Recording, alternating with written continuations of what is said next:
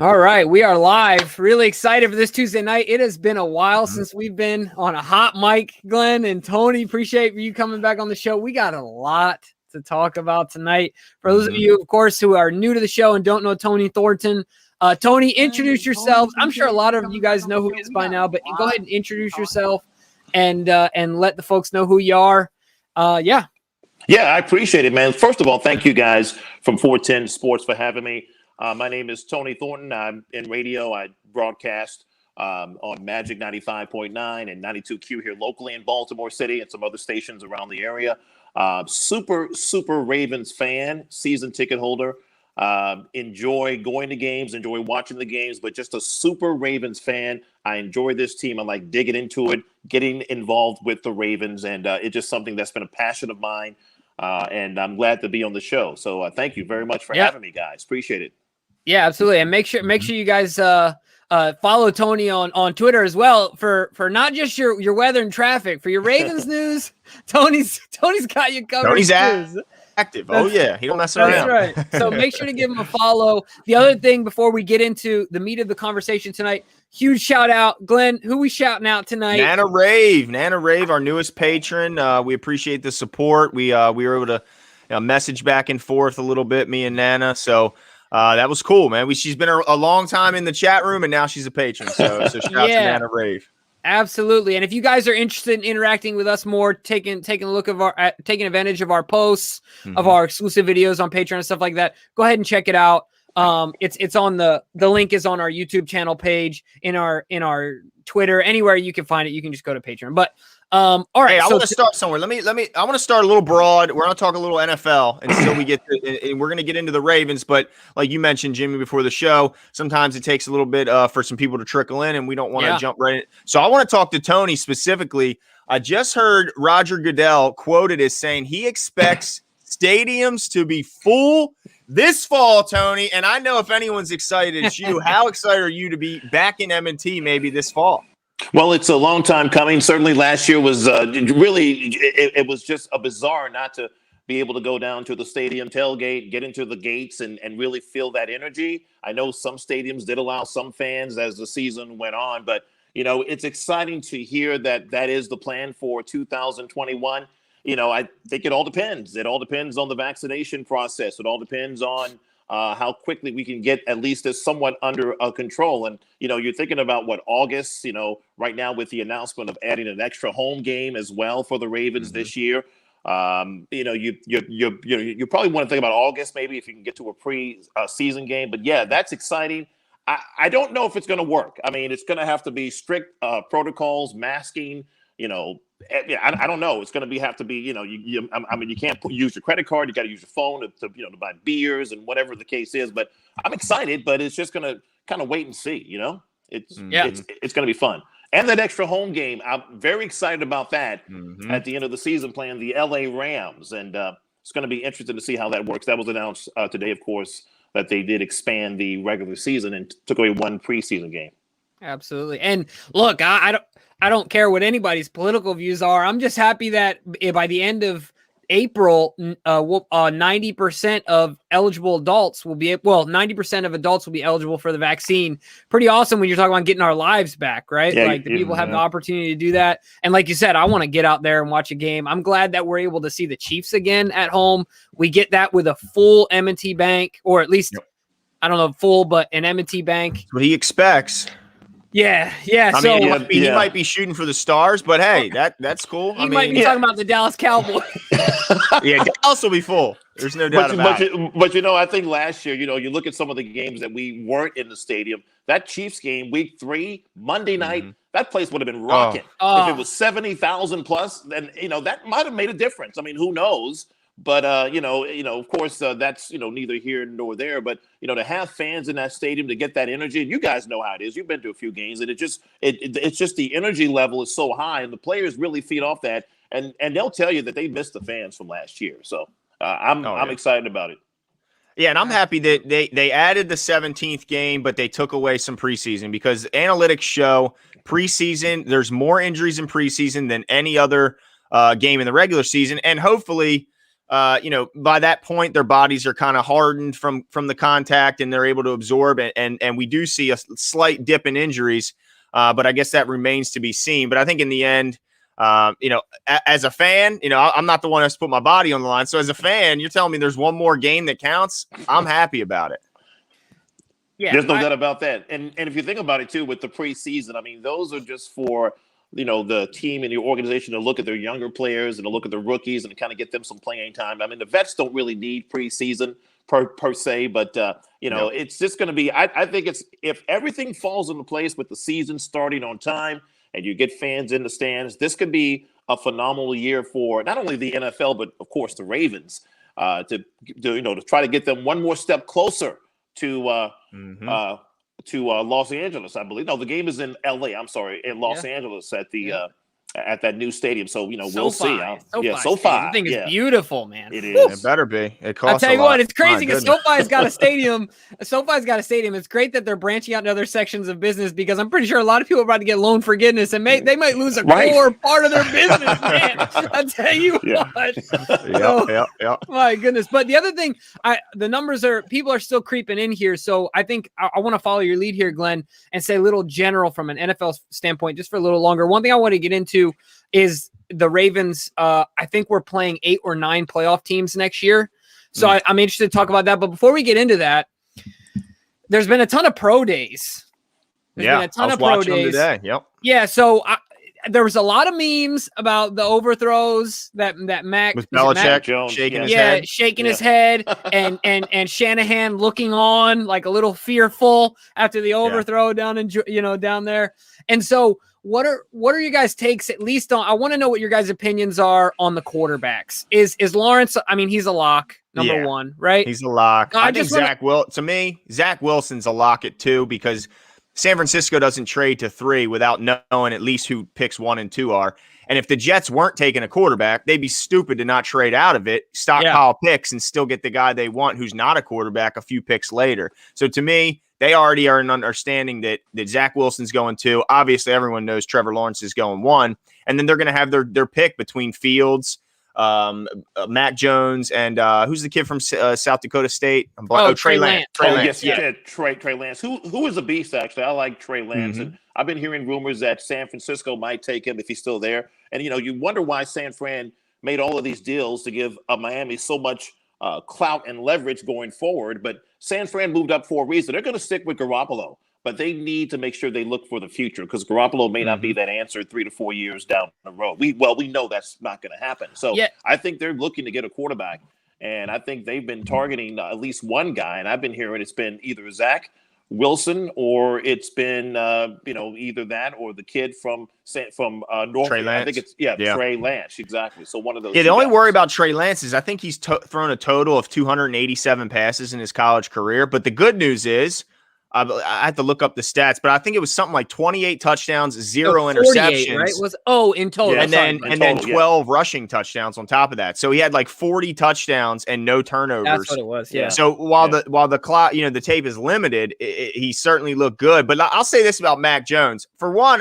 I like the guy because he has a dad bod. I saw him. He pulled his shirt up a few times to wipe his face. Yeah. His stomach looks a lot like mine. Yeah. And that made me feel good. I mean, he's definitely not a guy who's a workout warrior. He doesn't look like he's hitting the gym as heavy you as are some not of these. helping his draft stock. No, he's not. Well, let me tell you about what he does well. He is the most accurate quarterback in the history of college football. Now, people point to his surrounding cast, and I'll give you that. But there's a lot of teams out there that are surround their quarterback with 5-star guys, and they don't throw 80% completion percentage. So, to me, he looks like the perfect Bill Belichick quarterback. And I know he was seen shaking his head, but when they leaked Bill Belichick's whole philosophy about football, and then he talked about dominating the middle of the field. He said when he evaluates quarterbacks, the first thing he looks for is decision making. Well, I mean, that guy makes excellent decisions. He doesn't mess around with the ball, man. He gets it out to the right player at the right time, and he does it in big time moments. He's not overwhelmed by the bright lights. He still makes the right throw, gets it to the right guy. So to me, he looks like that statue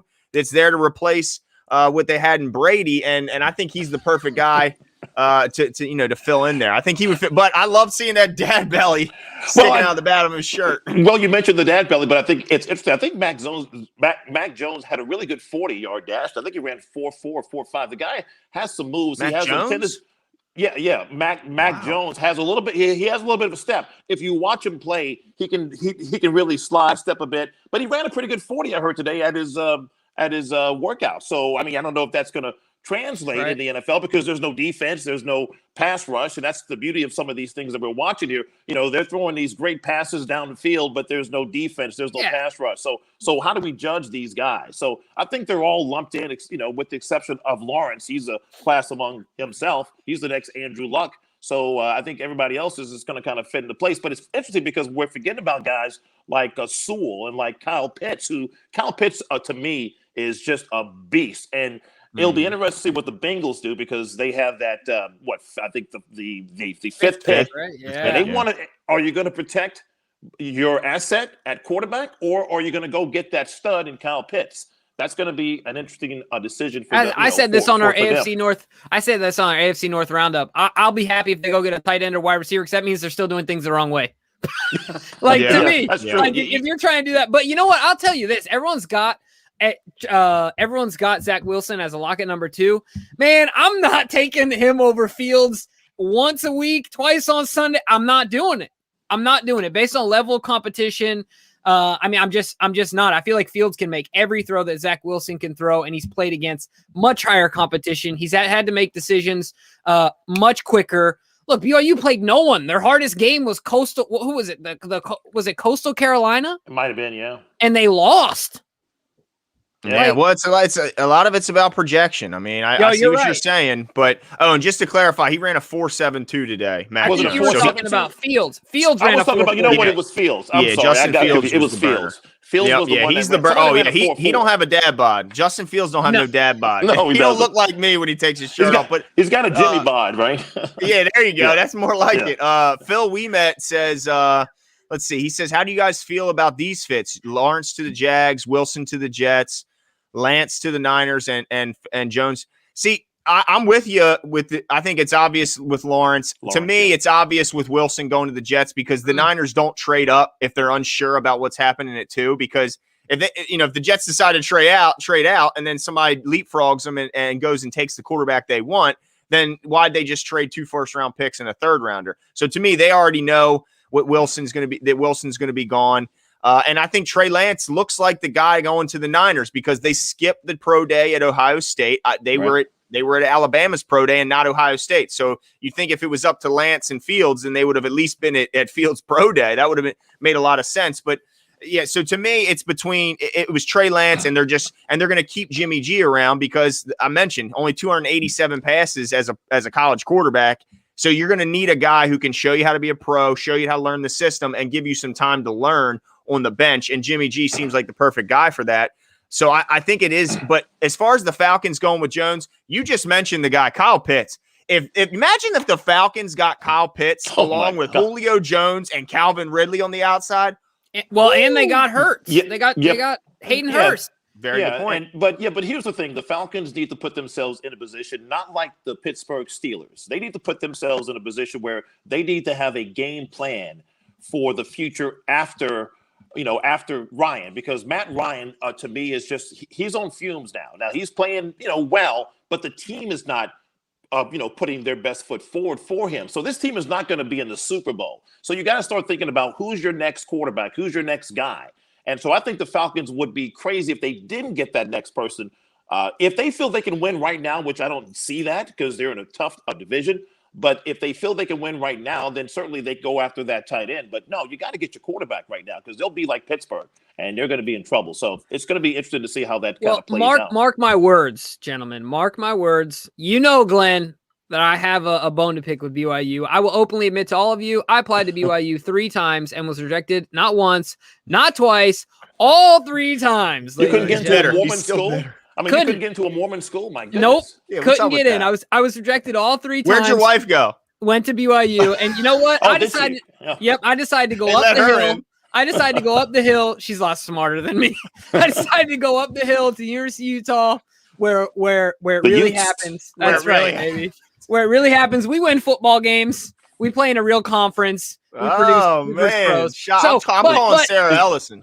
But in all honesty, as objective as I can be, if I was a GM, I could never take Wilson over Field. But that's just my grading. That's just how it works for me. So mark my words, it will be a regret for the Jets, but it's the Jets. So like, what else do you expect? Right. And then the other thing I want to say is the most important thing about, if you're a Ravens fan, about Mac Jones pro day. Did you see Landon Dickerson doing cartwheels? That was hilarious.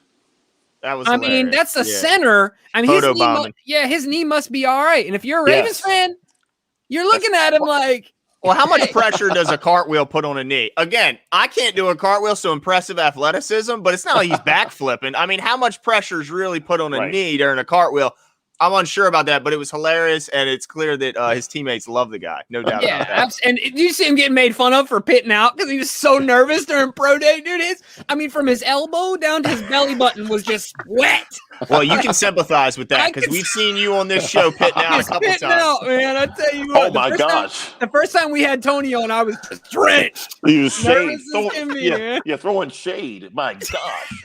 Oh, it's okay. It's all right. I know it is. I know. I'm open about it. But so we got plenty of people in here. Let's get in some Ravens stuff. Yes. Because that's what we know you guys came for. But if it's cool with you guys, I kind of want to start with I think I have a list here of the playoff teams that we have next year.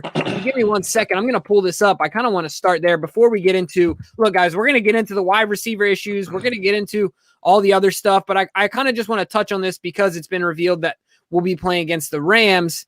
Give me a second here. Not sure when though. Still undecided. Rams week 17, right? Is it 17? I believe it's week 17, which is because I know it's the 17th game, but I didn't know they decided where it was because typically they use a division rival as the 17th game. That's how, or the last game. That's how it's been over the past few years. And it looks like they have the AFC teams at home versus the NFC teams with that scenario. So I think you're right. I want to say it's week 17. They've been calling it that. That's what Zrebeck tweeted out today. Yeah, exactly. Did he call it weeks? Okay, all right. I thought he was just calling it the 17th game, but that would be because I liked having the divisional game as the final game of the season because it could hold some weight for who ends up winning it ultimately. Of course, with us, it's been us playing the Bengals, which of course they haven't been factoring in much.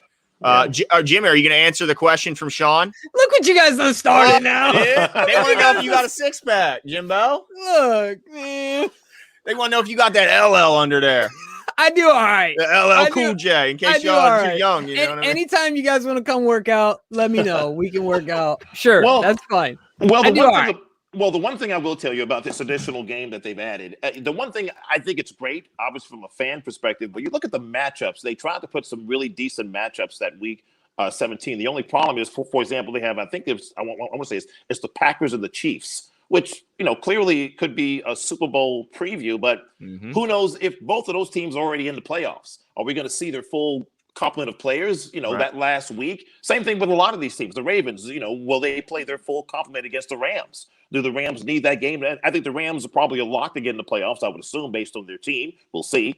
The Ravens should be as well. So it's going to be interesting to see how that works out. But yeah, it's I think the games are intriguing, but I don't like the timing of them. I wish the Rams and the Ravens played week 5 or week 8. It would be more compelling to me, So no, I agree. I like the divisional matchups at the end. That's I was a big fan of them doing that. Yeah, the Bengals every year, last game of the season.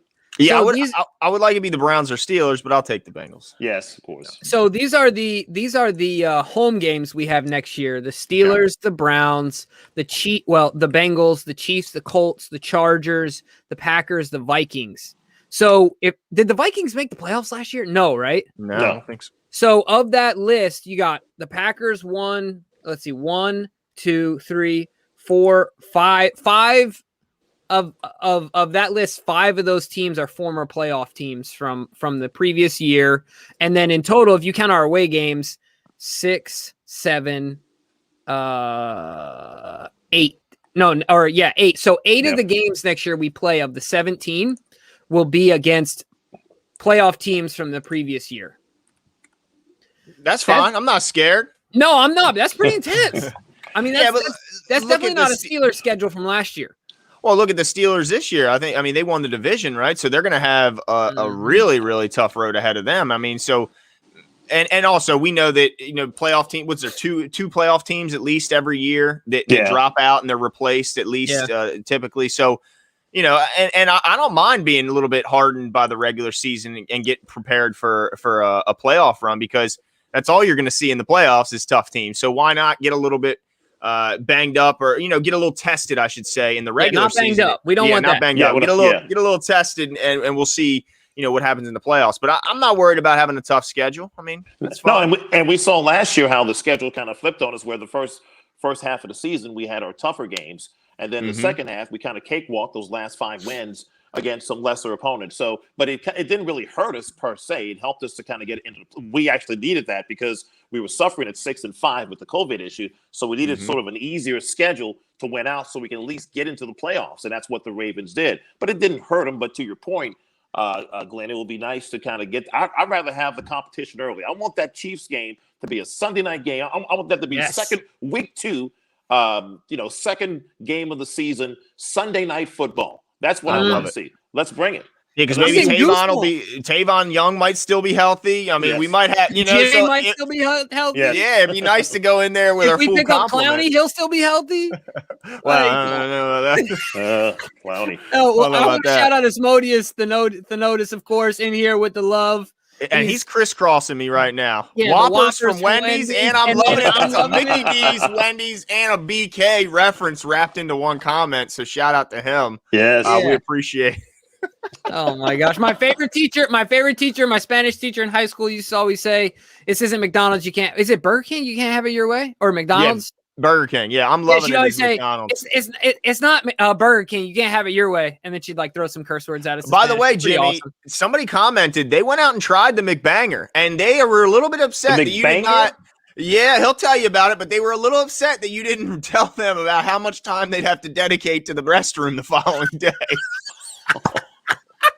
Look, when you're in college and you're young, that stuff just doesn't affect you. So I don't know what your age is if you tried it. But Tony, just so you know, the McBanger, I used to roll with the McBanger in college. You get a McDouble, you get a McChicken, you take the McDouble, you separate it. You put them together.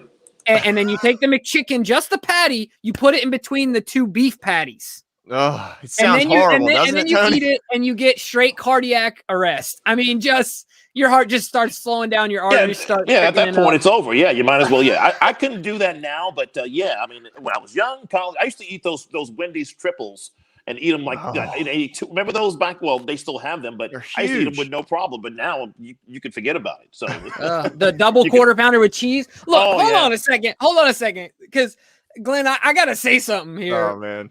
Look, when Glenn and I were kids, all right, Glenn got the whip, and we were driving around the neighborhood, thought we were cool. Yep. We went to Taco Bell, and I literally saw Glenn order the left side of the menu. I mean, he ordered like a 1 through 7 or something. Oh my gosh! I'm like, dude, how do you eat it?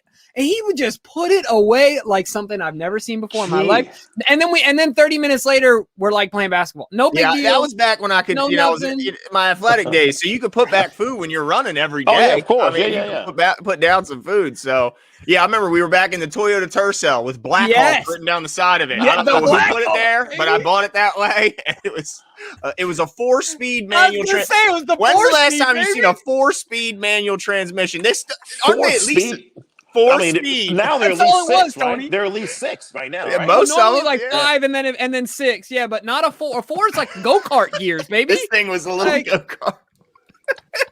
Yeah, that was the good old days. But Phil Weemet says no more teams going 500. It's going to take some time, and that's a good point. It's a good point. Yeah. No more 8-8. You're either going to have a losing record or a winning record. So. Players or coaches like Mike Tomlin, who's never had a losing season. He's had a 500 season. Well, no more 500 seasons for anyone, and that's a good point, Phil. Yeah, it really is. I mean, you're looking at now. You could finish 11-6 or 10-7, and still maybe not make the playoffs. But I guess I think the good news is that I think with the extra game, it cuts out on the preseason situation, which I cannot stand. Even as a season ticket holder, you hate to pay for 2 just meaningless, games that really don't really mean much. I mean, it was just crazy. So now they moved that but I do get it. It's going to be tough. Like the Dallas Cowboys can no longer be mediocre. They can't be 8-8. Right. So no longer they have to either, get on the pod or get off the pod. Come on, either you're going to be a winning team. Stephen A is going to be losing. He's going to lose his ammunition on the whole mediocre thing. They're going to be bad or good. Man. Devin Dukes did point out you could go 8-8-1. Dang it, Devin! No, and you know what? Right. Dallas will find a way. Dallas will find a way. Cincinnati always ties, so they got one in them this year. Yeah. But, all right, but look. Listen. I was going to say I want to get into this wide receiver thing. Right? Because I got a bone to pick. I got a bone to pick with local radio right now. No, not you, Tony, but some guys on the radio. And I don't like some of the narratives and even Ravens fans. If I look on Twitter, things like that, I want to dispel something, okay? And this is what I'm going to dispel, and you guys are going to be convinced of this after my beautiful articulation. All right. So I don't like the take that wide receivers are purposefully not coming to the Ravens because of the system.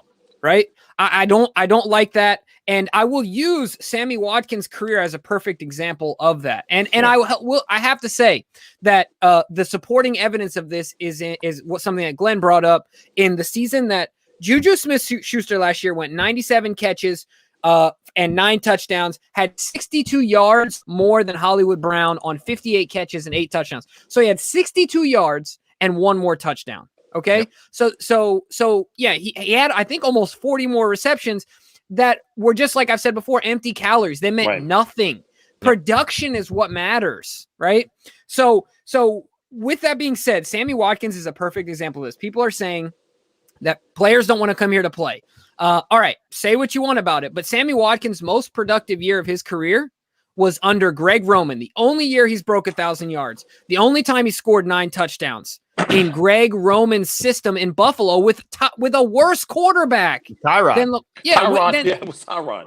Right. Who will not throw the ball down the field. Yeah, will not. They can beg him. Throw the ball more than 20 yards, Tyrod. Can't do it. Right. So you can say that, T.Y. didn't come here, which Glenn talked about that. The total money was more, but we gave him a 3-year deal, not 1, ladies and gentlemen. So which was half per. Yeah, exactly.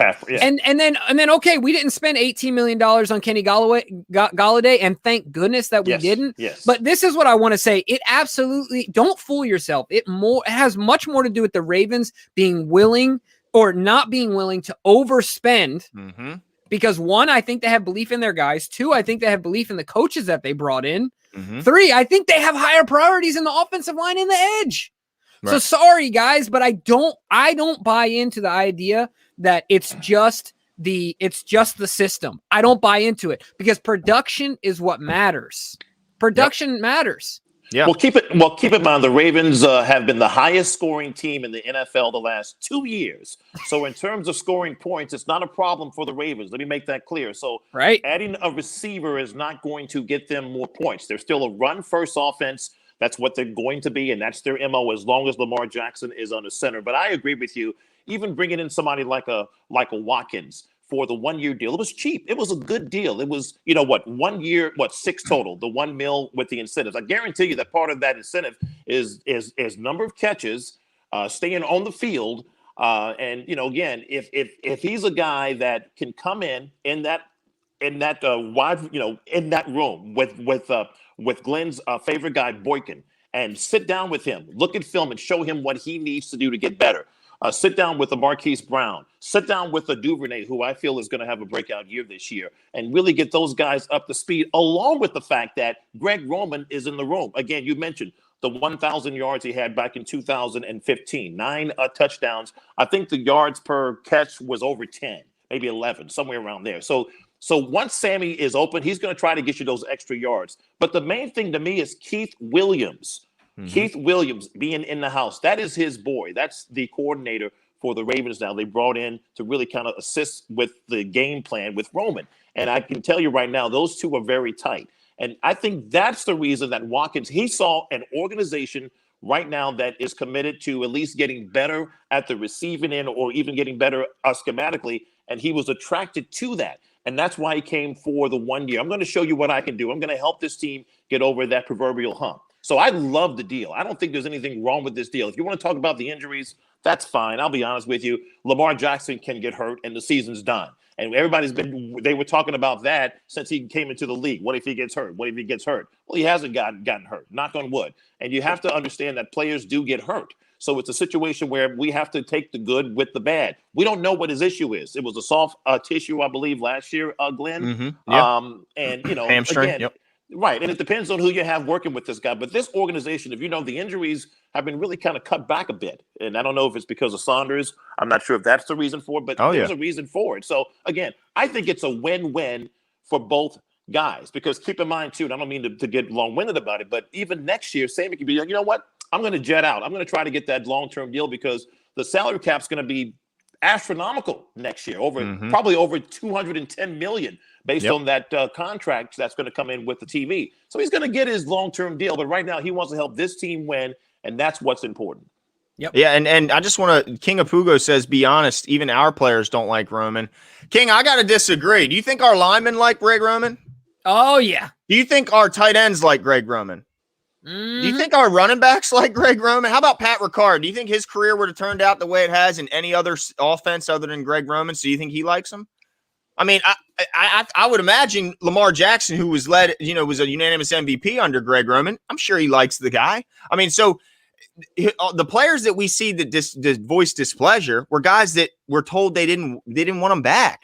Dez, we didn't want you back. Then he went to Twitter.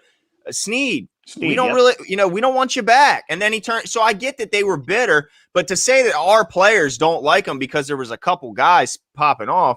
Now he might be referencing the tweet from Hollywood too. Yeah, it could be. But I'm sure Hollywood was frustrated about a lot of factors. He was getting bashed by the fans about dropping balls and being soft. So I'm sure his anger was coming from a lot of places. And who do you blame? I mean, it's easy to blame that guy. So I'm not sure I agree with that. But Tony, I'm glad you touched on injuries because I want to go there next. People talk about. I'm excited about this one. Oh, I saw in the chat they said that he's a dented can. That's what Sammy Watkins. He's a dented can, is what I'm hearing. So I like to go to analytics. It takes emotion out of it. So I go to analytics and I go to Sports Injury Predictor.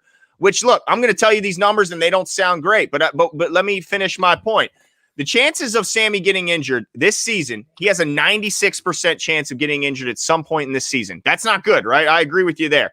He's projected to miss 2 games this season coming up, okay? Now, mind you, he signed a $5 million deal. Let's go to Kenny Galladay, who signed an $18 million per year deal. He has a 91% chance of being injured this year and is projected to miss 3.1 games, one more game than Sammy Watkins.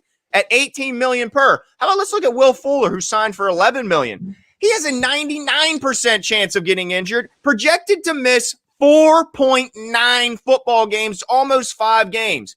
And he's getting paid more than double what Sammy Watkins is getting paid. And I could keep going down the list of guys who got paid way more than him. So people are going, oh, he's going to get hurt or he's going to get hurt. Okay, so is Kenny Galladay, and he's worth $18 million. He's got a $22 and $23 million cap hit in 2022 and 2023.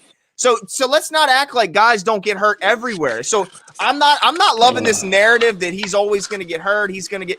Let's stop that because all the guys that got paid big bucks outside of maybe Corey Day, but he got hurt last year. So I didn't type his name in the predictor. But and I think early in his career, he was having some lingering issues. They all get hurt. So let's not act like, and so let's bank.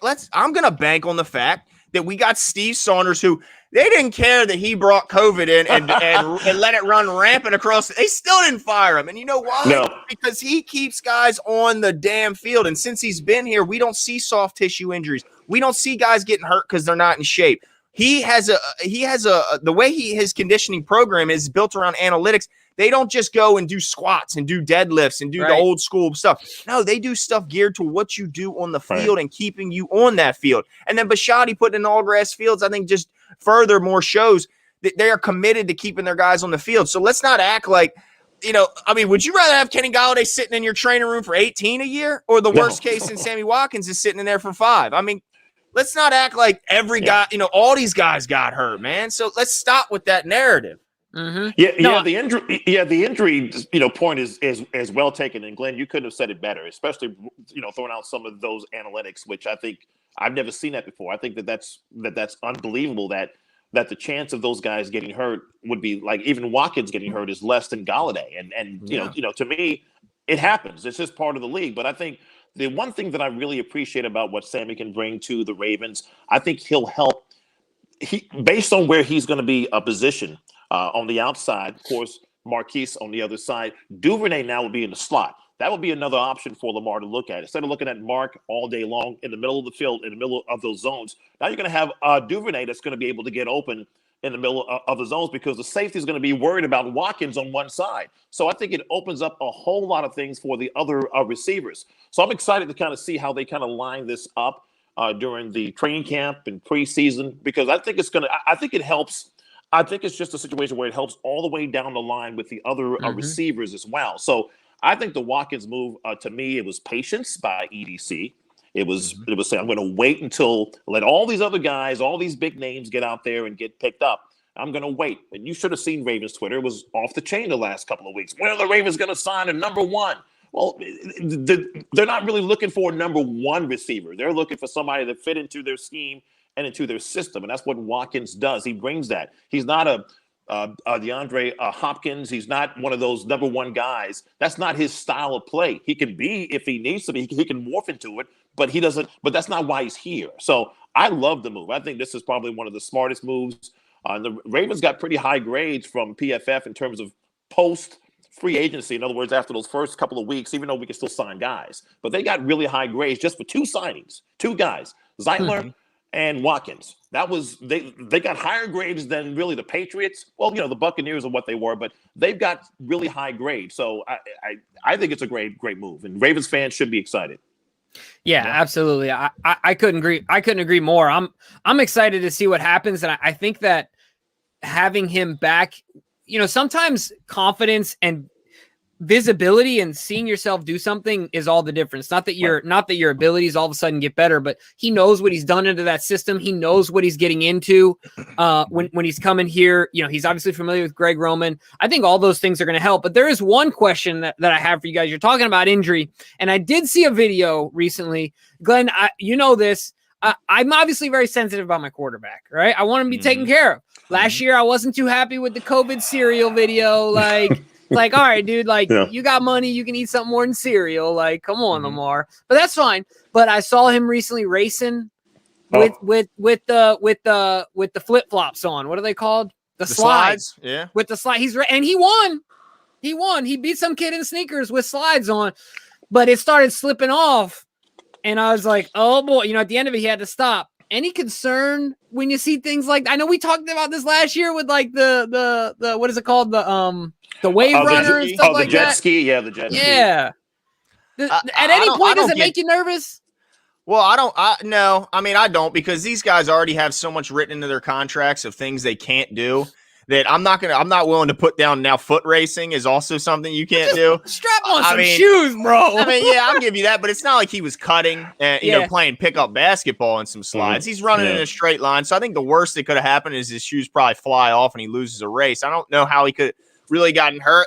But look, I mean, I'd be mad if he got hurt. I mean, yeah, but I mean, I'm not willing to stop a guy from foot racing. I'm ready to start. Well, if I'm the owner of a team, he's going to be like Communist China over here. Jeez, it's terrible. Yeah, and I get that, and I have a feeling, in terms of EDC and Coach Harbs, they're in constant contact with Lamar, and I'm sure it's a running joke every time they have a conversation. Dude, hey, we saw the video. We know you're great, but we need you healthy on the field. So I'm sure it's being told to him, because keep in mind, Lamar is due for an extension. We know they're going to give him his fifth-year extension, and that's going to happen. We know that. But he's due for an extension. Do they want to invest $40 million with a guy that runs in flip-flops? I don't know. Tom Brady was jumping off cliffs a couple of years ago. Yeah, and everybody had a big deal about black that. Diamond skiing, and Lamar is just a different kind of animal. I think you have to let Lamar be Lamar. I'm leaning towards you a little bit, Jimmy, where I would be like, you know what, I'm not sure, but again, I think Lamar will be fine. He's just a That's kid. True. If you're not having fun, man, what are you doing? Yeah, he's only a kid, man. Let him be a kid. Yeah, but I was married for like 3 years by the time I was his age, but no big deal. Exactly. Yeah, well, you're a little bit unique in that, Jimbo. But Phil Ouimet says, now I love the Sammy move because of its potential low risk, high reward scenario, but I don't think it's the end all be all. No. Wide receiver in the draft, Bateman. And I agree with you, Phil. I hope that it doesn't mean that. I fear that it does mean they might not draft a top end guy because they may feel that they have some time to now develop a guy. But I agree with you. You find your number one in the draft. You don't find it in free agency. That's what bad teams do. They sign free agents to hot $20 million contracts just to put some butts in the seats, but they don't really ever go anywhere with it. I mean, to me, there's been some trades in the past that have worked out for teams, but as far as free agent pickups, I'm not sure how many have led to big, winning seasons signing that $20 million receiver. So I agree. I'm hopeful that they still go and grab a wide receiver in the draft because while Sammy might have a great season, depending on how great it is, he may price himself out of Baltimore for next year if he has a fantastic year, because we already know there's teams out there who are willing to throw big money at receivers, and the Ravens aren't one of them. Absolutely. I was going to say, Glenn, I was going to say, that's a good point. I think the Ravens too, as an organization, they're tired of hearing the same narrative that they can't develop their own receivers. And we've seen that really kind of play out. So I think now is the time where I think EDC, bringing in Keith Williams, bringing in a little bit more of a passing sort of team, they want to begin to develop these guys that they have. And I think by drafting someone like a Terrence, like a Marshall from LSU, or even a Bateman, or somebody you bring in and you groom him to be your number one, because that's how you do it. That's how you get that number one guy to be your guy. You groom all the way through. So again, I do agree. I wouldn't be surprised if they didn't go with a receiver in the first round, but if they do, that's got to be your dude. And you got to figure it out. They did that with Hollywood Brown. I still think he has the potential. And speaking of that, I know someone has a question about him as well.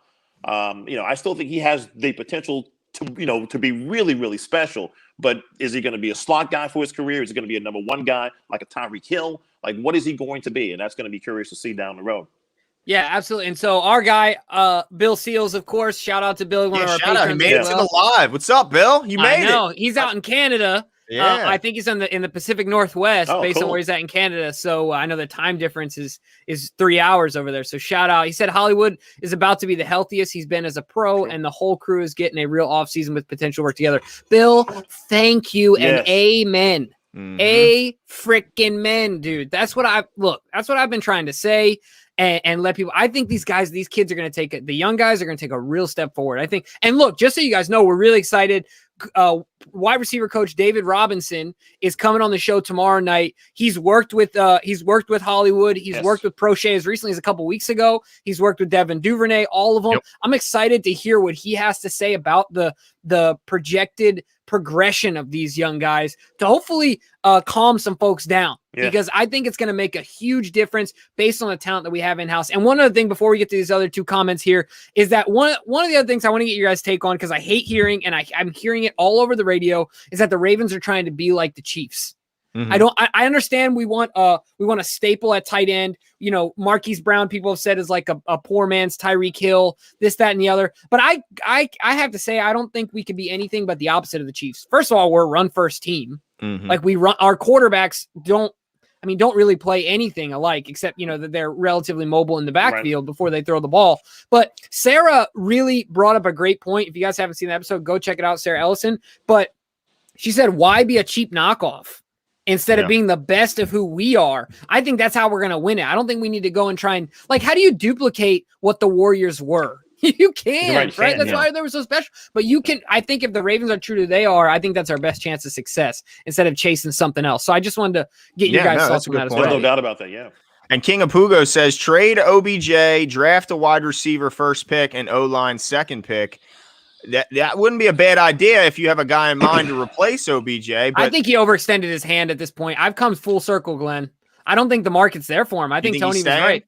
Yeah, I think he's staying this year. I don't think there's a team. I think the Ravens are like, look, we appreciate you going out there and looking, but if we ain't getting a first, we're not letting you go, man.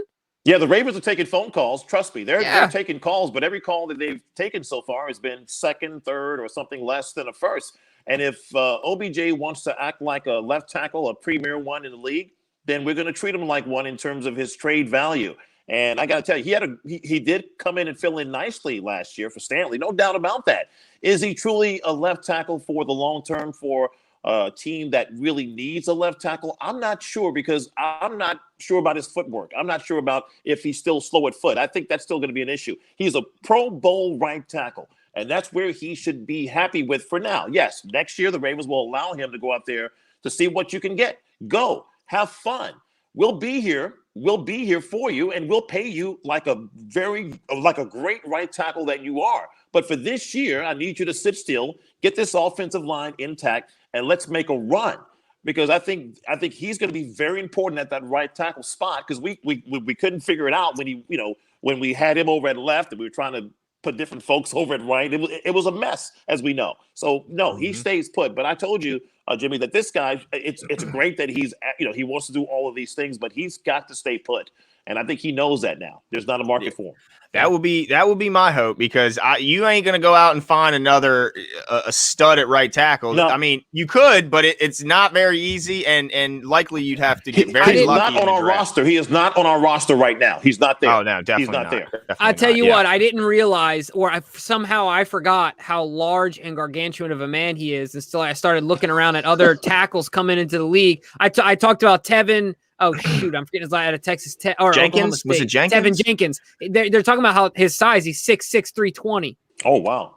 Orlando's 6'8", 350. Yeah. And that's on a diet. That's fasting for 48 hours. I mean, the man is huge. He's a big boy. He's a big boy. So, and his reach is I think second or first longest in the league. Yeah. So you're not going to just easily replace that right tackle. So I'm hopeful that you're right, Tony, and that they just say, look, we know that's your dream, but you're going to have to realize that dream next year in a different place and different. You're an adult, and this is a business. Unfortunately. We need you at right tackle. You need us. So let's make it happen this year, and then next year you go out and see what you can get.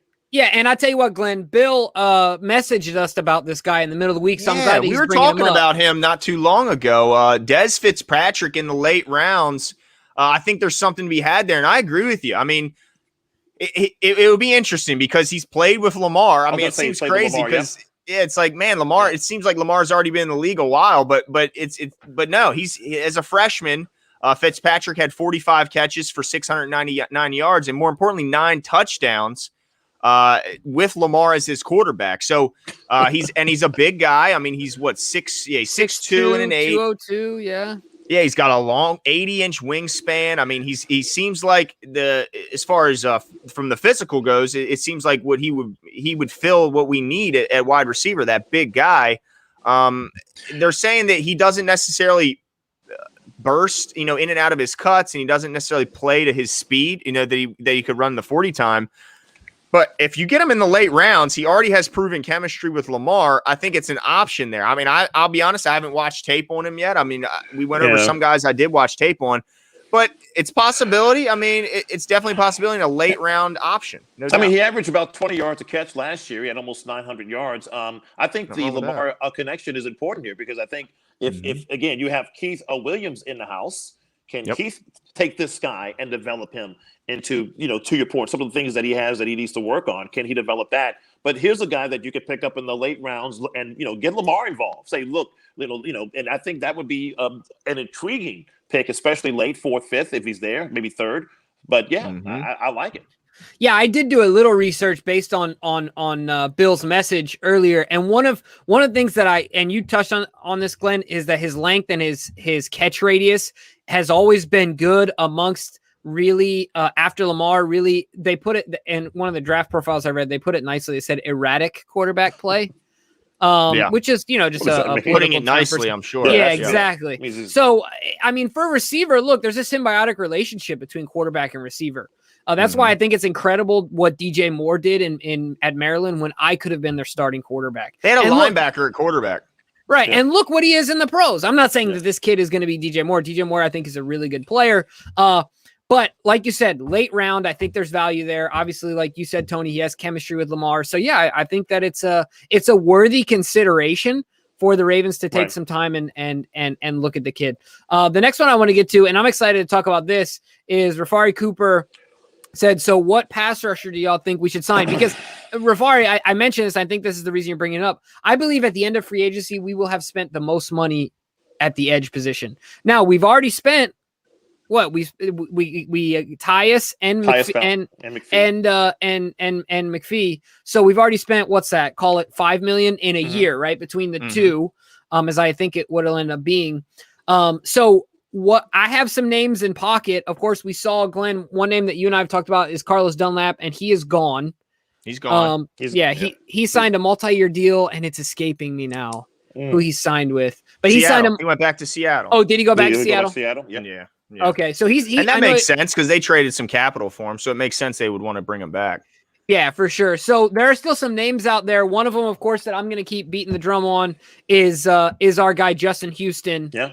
As far, and I've said this before, from a leadership standpoint, from a production standpoint, from an age standpoint, from a want to win, I believe that he's a team first guy. Not that other guys aren't, but I think he's at that point in his career where it's all about winning, right? I think if his stats stay consistent, he's got a shot for the Hall. If he continues to play well, he's got a shot for the Hall. I'm not saying he's a lock for the Hall, but Super Bowl would go a long way. It would, and I like him a lot. And I know the Colts have been trying to, they've been trying to sell him the last couple of days. Like, please stay. We're just trying to get everything together here. And staying with the Colts wouldn't be a bad idea either, because the Colts are going to be contending for next year. So it isn't a bad place to stay. But to woo him here, to get him here to be that guy, that would be the missing piece to me on that edge. Because right now I'm not happy about what we have there. But when was the last time we've been really happy about our edge rush? It's been a while. We tried to bring in some pieces here and there. It just hasn't worked out. I think it's been since Suggs and Duvernay, Dumerville, right? Yeah. Those are the last two guys I can remember that we at least had some semblance of a pass rush. But Houston would be perfect for this team. I just don't know if we can get him from the. We're going to have to bring him in. Talk to him. And just understand what he can do for this team, and say you can be that missing piece, because the defense toward the end of the year was just clicking. They were clicking this team, and to add him would just be a great piece, of course. So it's going to be interesting to see how that works out. Hey, Glenn, I want to ask you a favor. Can you put in? I'm interested to know Jadeveon Clowney in the analytics for probability of injury. Oh, all right. I'll look it up. I only bring him up because look, Glenn. Put it in your machine. Yeah, put it in your Glenn machine. has brought up this point. And I agree with 100%. Clowney at his worst is a top 3 run defender on the edge. And how many times were we upset about the fact that our guys couldn't steal the edge? I mean, other than like Jared Johnson and Terrell Suggs, when have we had like superior edge setters, if you will? So even if he doesn't get to the quarterback, he's such a disruptive force in the pass game that I think he's got to be worth, once again, he's got to be worthy of taking a look at, right? Yeah, it's a 99% chance, Jimbo, But here's the good news. Only projected to miss 2 games. So, if you're telling me that, if you're telling me I'm getting 14 or 15 now that it's moved to 17, then I'd be fine with that. Yeah. But, of course, there's no guarantee. And I mean, I don't know.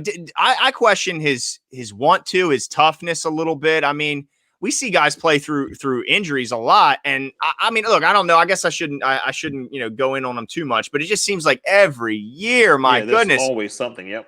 But if there's some way you could keep him healthy, the guy is a difference maker. Like you said, he's just an absolute game changer in the run game at worst. And then at best, he's also a really good pass rusher. So, I mean, it'd be nice to bring him in, but ultimately I predict he signs elsewhere, because I don't think we'll match the type of offers he could get other places. But I guess there's a chance, there's a chance.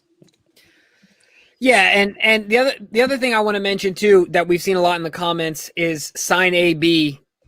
I've been all over the place with this, but I think I finally come to terms with the fact that I just don't think it's going to happen. I don't think. Hang on for once. I just want to, because Phil Ouimet has said he's asked a couple times how they come up with this. Yeah, and so I do have it's apparently the injury analysis is provided by Dr. Jesse Morse, who's a sports physician and consultant. They use video breakdowns analyzing performance and injury risk of the top 70 relevant players at each position. And you can probably throw the link in the chat too. Yeah, there's scientific. That's true. I'll throw it up there. There's scientific evidence they use towards. Hang on, let me see.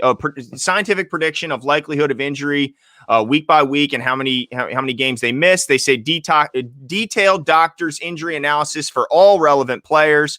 So it looks like they do what they can to make these predictions. I'm not sure, how accurate they are because this is the first year I've actually found the site and I've been using it.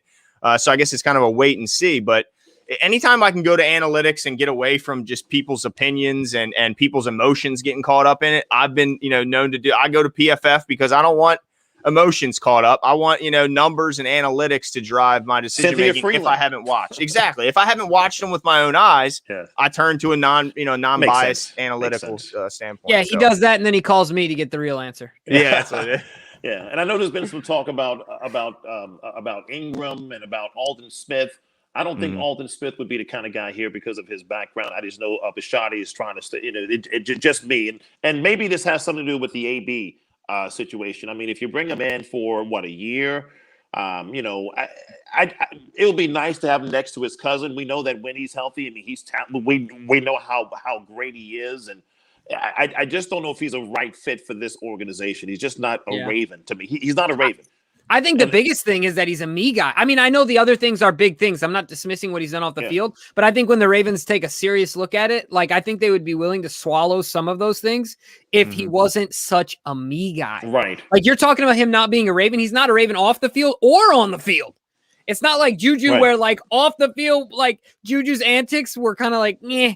But Juju on the field is a Raven in the way that he plays. Yeah. You know what I mean? But AB isn't in any sense of the word. So that's why I think it doesn't happen. But the one thing I will say about Alden, if I'm not mistaken, he was out of the game for 4 years. There's been, and this is where I think it could be different. And of course there's nuance. Every guy, every situation is different, is to where he's had some years now. He was out for 4 years. He's had some incidents throughout those years that have kept him out, but he's had some years now where he's been under control, if you will. I don't know a better way to put it. Well, he's been out of trouble, out of the news and stuff like that. So that to me, he to me is still a dark horse but if we get him, we're going to get another guy too. We're not just going to go out there. Yes, you have to. You know what I mean? Because you just don't know. But, some of our folks are dipping their toe, of course, in the draft as it continues to creep up. Keto Vaughn said interior O-line first round. Yes.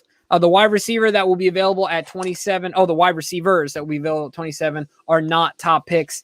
Interesting take there. And it's going to be really interesting overall, guys, to see how the draft goes because, there's a lot of postulating at the beginning. Yep. Is the run at quarter? We know the run at quarterbacks obviously is going to be at the very top, right? But how far does Mac Jones get pushed up? How far does Trey Lance get pushed up? How far, and then when does the run of tackles go? When, how many interior offensive linemen start going? Corners, right. Yeah, exactly. And then how many, is there a Quentin Nelson out there that, or a Quentin Nelson-esque guy in the draft that guys see as a top 15, top 20 type interior lineman? It's going to be really, really interesting to see what happens there at the draft. What's your take on that? Do you think that there will be a worthy number one wide receiver for the Ravens to take at 27? I think you're more likely to find a worthy wide receiver than you are finding a worthy interior, like a center, because most projections, what I'm seeing is second round, at least one of these guys will be there in the second round. So, to me, it's all about fit. I mean, if you got a guy in Terrace Marshall who fits what you need at the number one receiver position, then you take him. I think you take them because I think there's and then you just roll the dice. Is what you're saying, you get a second round. You can find centers later in the draft, in my opinion. Now, I will tell you if Creed Humphrey is there from Oklahoma, who is a left-hander who I think would be a very good center. He'll be a little bit different, but I do like him as well. I would look at it. I really would, because the Ravens have got to continue to build on that offensive line for the future, because that's going to, obviously we know that Lamar needs that protection in order to evolve as a passer. And we know how great he is as a passer, but he needs to continue to evolve, and that offensive line needs to give him that protection to continue that process. So it wouldn't hurt to continue to build on that offensive line. Yes, we're going to lose at some point Orlando Brown. We know that's going to happen. Are we satisfied with the centers that we currently have right now on the roster? It looks like we're not making a move. So maybe we're going to go with a Cologne, or maybe we're going to go with Bakary. I mean, who knows? So I think you got to continue to try to build that. So if Humphrey is there from Oklahoma, I might pick him up. I really would. I wouldn't mind. Yeah. We actually, I watched I think 5 of his games and watched his one-on-ones at the Senior Bowl. I mean, he seems like the perfect plug and play guy. He would fit right in. He'd be a 10-year starter here, no doubt about it. And he'd be a day one upgrade the moment he's a Raven over who we have there at center. So I agree. I mean, but some people are going to look at that and say, well, it's a bit of a reach for the position. But for the Ravens, maybe it's not, because that's filling a huge hole in a huge area of need. So I agree with you that it really doesn't matter if it's a reach according to Mel Kiper or if it's a reach according to any of these talking heads. If it fills the position of need and makes you a stronger team and a better team in position to make a run, then you do it, no doubt.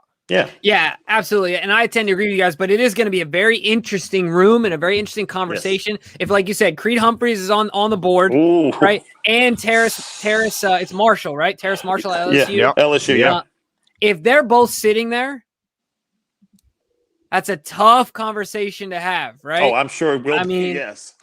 It will be. I'm with both of you guys it's going to be interesting. I guess you guys kind of had to not opposing, but you had a little bit different takes, but I can understand where both of you are coming from. And I think that, it might be a reach for other teams, but look, if Eric DeCosta can go to bed at night saying, I have one of the best centers in the draft, a guy that I can plug and play tomorrow that can play against any pro interior defensive lineman and is going to snap the ball and hit Lamar in the chest every time. Then heck, like, what else can you ask for? Like, if we get out of the draft with nothing but that, goodness gracious, obviously we want more than that. But at the end of the day, like, I think that's other than edge. I mean, that's right there as far as priorities go. All right, let's see. Is it me or is Wyatt Davis not being talked about too much? Why is that? Well, I looked up Wyatt Davis. He's a guard out of Ohio State. He's 6'4", 315. I haven't watched tape of him. I just want to put that out there. Hopefully I have time to.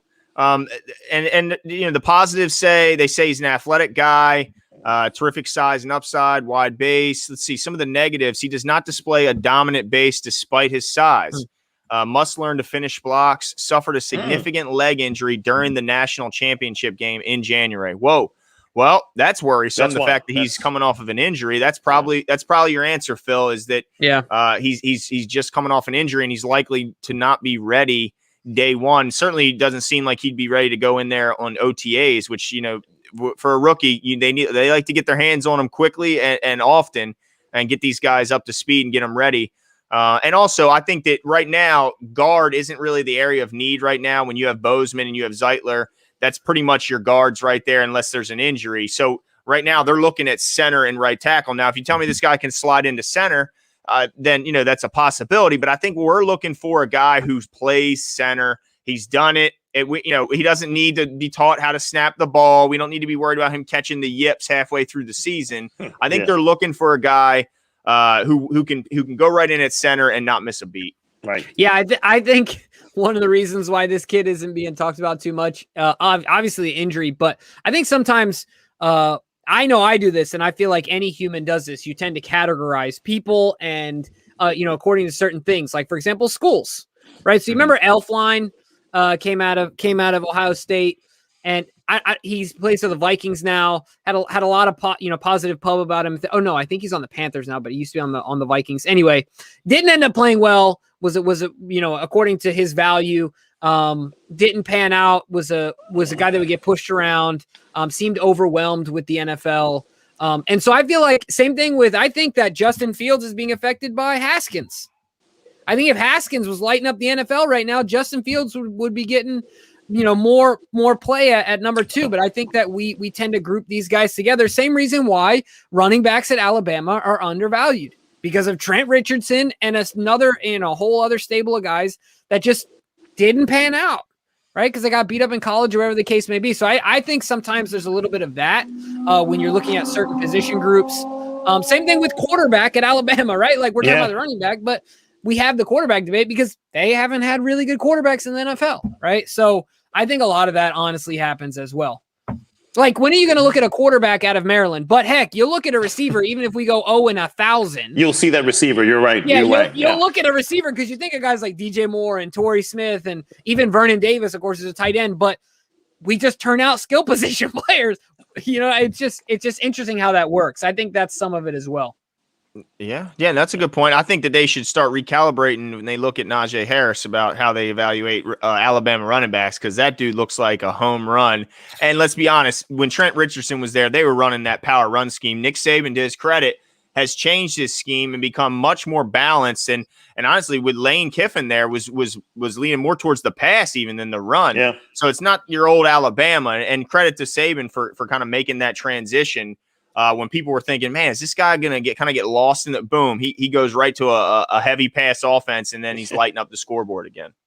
Yeah. But I do think it's something that does happen. So the other thing I wanted to talk about, are there any names as the draft is creep closer that you find yourself getting more and more excited about regardless of position? Like, are there some names out there that you guys want the fans to be taking a look at, and things like that? I mean, I have a guy, Tony, unless you have a guy, I can throw one. I love Jalen Phillips from Miami. I mean, I saw him today. I think he ran like a 4.56. He's 6'5", 260 pounds. He can drop in cover. I mean, he's just a perfect scheme fit. From a size standpoint, you heard it there. He's got the size. He drops in coverage. He can rush the passer, and he's good against the run. I mean, he's everything that they asked from an outside linebacker here in Baltimore. So to me, I was very pleasantly surprised, especially when he runs a 4.5 40 and he says, I think I could have ran faster. Yeah. And I watched the tape. He does it all. I mean, he's not a guy who's a one-trick pony. He's a guy that can do it all. I mean, like I said, drops in coverage. He's already has pass rush moves. It's not like he's this raw talent that doesn't have moves. He can rush outside. He can bang around inside, fake it to the outside and swim move you back inside. I'm impressed with him. I know that the other pass rusher, Rousseau from Miami, is getting a lot of love, although he sat out 2020 with COVID concerns.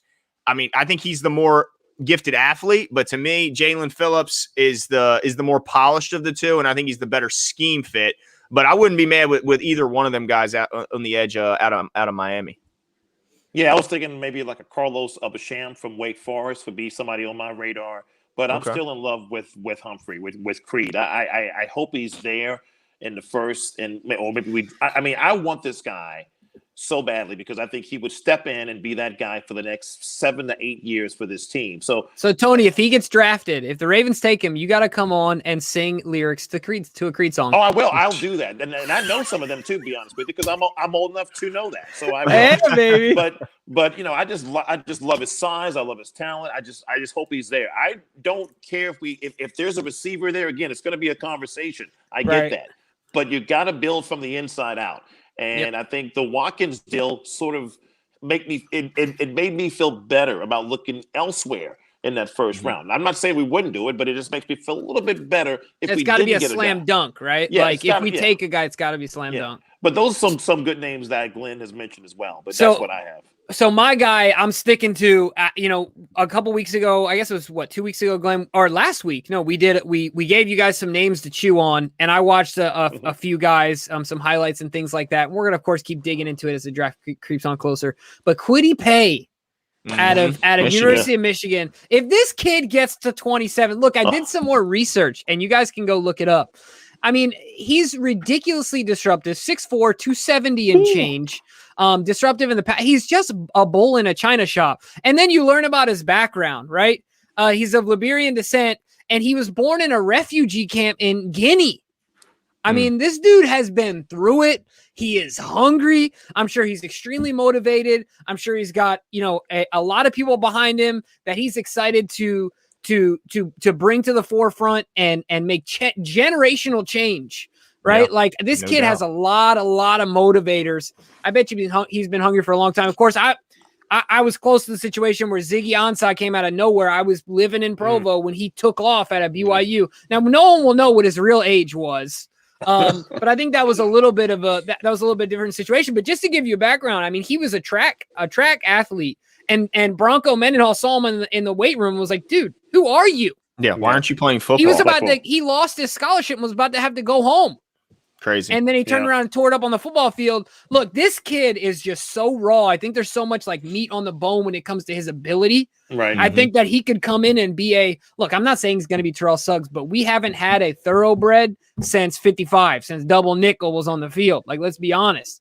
And I think he could come in right away and just be an instant spark. I really like this. Well, nobody would have a more in-depth scouting report than the Ravens coming from a Michigan kid, right? Because Right, exactly. Harbaugh would definitely. Yeah. But King of Pugo says 4 teams in the national championship games last year. Star quarterbacks, star weapons were no different. We won't win anything if Lamar doesn't have weapons. And I don't think any of us are saying we don't want Lamar to have weapons. We just aren't so sure if finding him in free agency and signing the big name guy is the right way to move. I think we all are in favor of them going after a receiver in the draft and hopeful that that's where they find their weapons. But I mean, I just went down the list. Who would you have rather had at wide receiver this year than who they got? I mean, would you have rather had Kenny Golladay at 18? I don't think so. I mean, I don't think so either. There's just not got. I mean, Will Fuller would be great on the field, but at $11 million a year, and he's most likely going to miss half your seat. So I don't know. I don't really like going after these guys for that cost. But I agree with you, King. I think you got to keep trying to add weapons, and I think Eric's going to do that. But and more importantly, not just to add them, but you got to develop them. And I think they've shown the commitment to doing that, bringing in Williams and T. Higgins. Or I'm sorry, yeah, it's T. Martin. Martin. T. Martin and Keith Williams are wide receiver coaches. I mean, two of the most respected in the college game are now here in Baltimore. So I think that they're trying to surround them with weapons, and they're trying to do it responsibly. And the other thing too. Oh, go ahead, Tony. Go ahead. No, I was going to say. No, it's a great question because you look at those teams that were in the championship games, and they do have weapons in terms of skill position players on offense, and we get that. And if you look back at that Buffalo game in the divisional round of the playoffs, what was the one thing, the Ravens were, they were only down 10-3 in the third. They were driving down the field, but they were doing what they do best, run the ball, mixing in a couple of passes here and there. And without that protection, Lamar threw a ball, trying to get it in to thread the needle. It was picked off and ran back for the pick six. Now, what another weapon would have helped there? I don't know, because the Ravens still will tell you that even without those weapons, they still put up a lot of points, and they do. And so I guess it's just more, and I know what King is saying, and it'll be good to have someone else besides Andrews to look at, and that's where Lamar's got to evolve and look at his other receivers, get those guys to get better in terms of running routes and getting open, like Boykin, Glenn's guy. But I think what Watkins is going to bring, not necessarily that number one weapon, but at least now, something in addition to help the other receivers get better and run better routes and, use those guys. So I don't think, listen, the Ravens will tell you we have no problem scoring points. So anybody who thinks that we're just a low scoring team, it ain't that. You look at we're not numbers, the 2000 Ravens here. They still averaged over 24, 25, 27 points a game. And that's something they're going to continue to do game after game. I don't think you'll ever see the Ravens only score 10 points. It's not going to happen. Not with this type of offense. But to his point, they need to evolve. So when they're down 4 and when they're down 7, who's your go-to guy? Who's the guy you're going to get the ball to? It used to be Andrews. It used to be Hayden Hurst for a time during certain games. But that you need to find somebody who can fit in that scheme and can make a play for you. Get up and grab the ball. Make up, if Lamar is scrambling, get open. He's going to throw it to you. Grab the ball, catch it for the first down. That's what you need is a playmaker, not a guy that's going to just give you 3 or 4 touchdowns a game. That's not the Ravens. It really isn't. Yeah, I a couple of things come to my mind, King, with your comment here. One, it's almost fair to compare the college game to the pros in that they're recruiting. I mean, there's no salary cap, there's no contract negotiations, no restricted free agent, there's no draft. Look, when Nick Saban walks into your house with his championship rings, championship rings on. I mean, where are you going to school? Where do I sign? Right, exactly. It's easy. It's almost not fair. In fact, it's one of the complaints about college sports because it's always going to be most times the same. Yeah, it's going to be the same Clemson, 4 teams. Alabama, Ohio State. Right. Yeah. And the NFL is full of parity. So that is one thing. And I agree with you, Glenn. I don't think anybody would disagree with what he said. We need more weapons for Lamar. But I do think that we are continuing to undervalue the progression of the 3 guys in Prochet, Duvernay, and Hollywood with a true offseason. Especially, I'm really excited to see Duvernay take off and Hollywood, continue to progress. We know for a fact that he's a gym rat. We've had Dan Harper on the show. He loves being in the gym. He's continuing to work out. I believe in his work ethic, and that can only bring positive results.